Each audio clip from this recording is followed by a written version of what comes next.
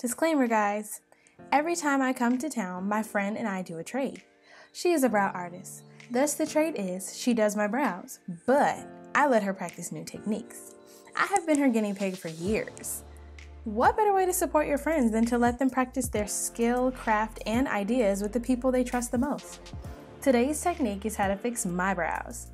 Not only did I butcher them, but I also have extremely thick eyebrows, which makes it really hard to cover up mistakes. So here we go.